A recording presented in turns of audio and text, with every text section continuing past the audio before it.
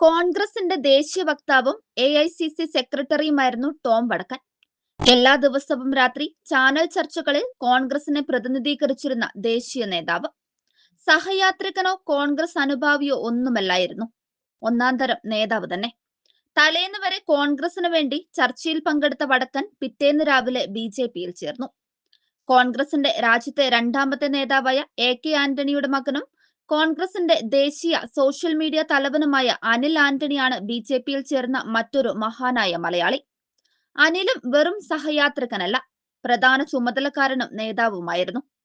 കെ.പി.സി.സിയുടെ പ്രമുഖ നേതാവും കെ കരുണാകരന്റെ മകളുമായ പത്മജ വേണുഗോപാലും രാത്രിക്ക് രാത്രി ബി.ജെ.പിയിൽ ചേർന്നു.